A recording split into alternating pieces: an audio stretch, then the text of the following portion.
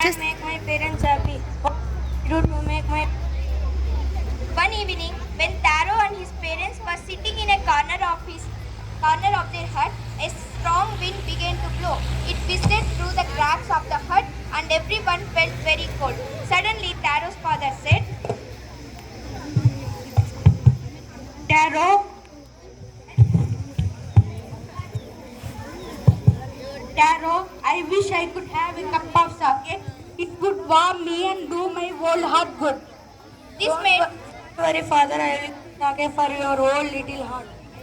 this made Taro sadder than ever, for the heartwarming drink called sake was very expensive. How do I earn money? How do I get a little sake for my poor old father? He decided to work harder than before.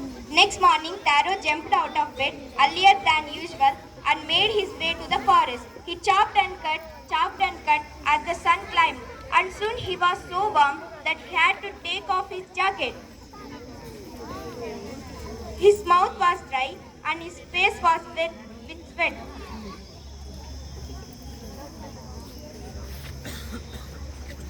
My poor old father. If only he was as warm as I.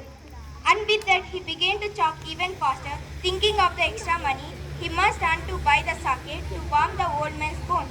Then suddenly, Taro stopped chopping. What was the sound? Could it be possible being rushing water? Taro could not remember ever seeing or hearing a rushing stream in that part of the forest. He was thirsty. The axe dropped out of his hands and he ran in the direction of the sound.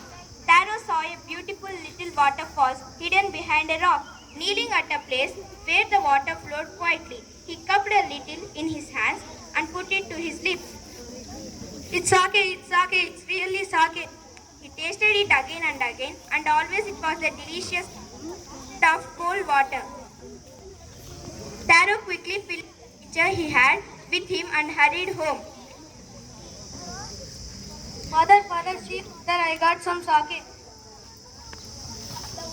Sorry, sir, Nana. The old man was delighted with the sake. After only one swallow of the liquid, It's really sake. I am very happy. he stopped shivering and did a little dance in the middle of the floor. That afternoon, a neighbor stopped by for a visit.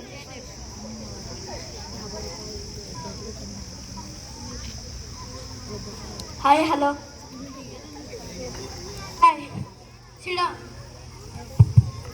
Do you want some sake? Oh, yes. Taro's father politely offered her a cup of sake. The man drank it greedily and thanked the old man. Then Taro told him the story of the magic waterfall. Thanking them for the delicious drink, he left in a hurry. Thank you. By nightfall, he had spread the story throughout the village.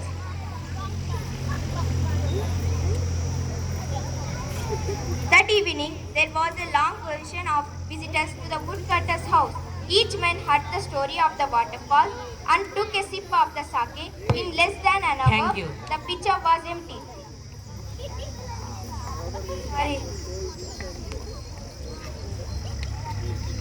Next morning, Taro started for work even earlier than the morning before. He carried with him the largest pitcher he owned, for he intended first of all to go to the waterfall.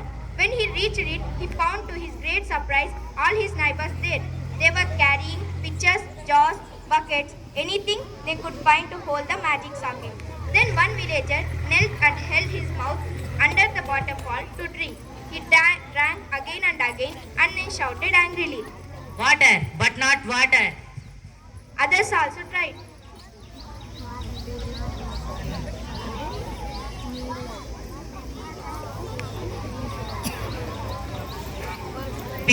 We have been tricked. Where is Taro? Taro is a cheater. But Taro had been wise enough to slip behind a rock. When he saw how things were going, he was now here to be found. Muttering their anger and disappointment, the villagers left the place one by one. Taro came out from his hiding place. Once more he caught a little liquid in his hand and put it to his lips. It was the same fine sake.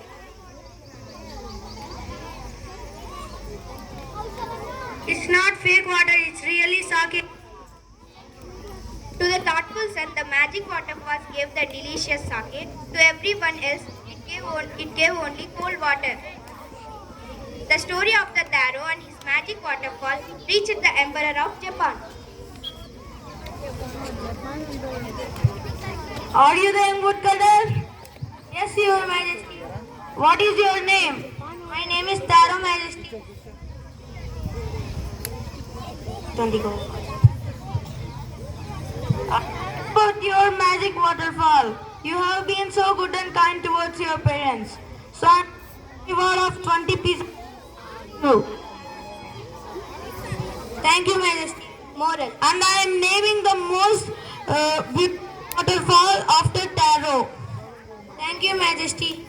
Moral. Was to encourage all children to honor and obey their parents.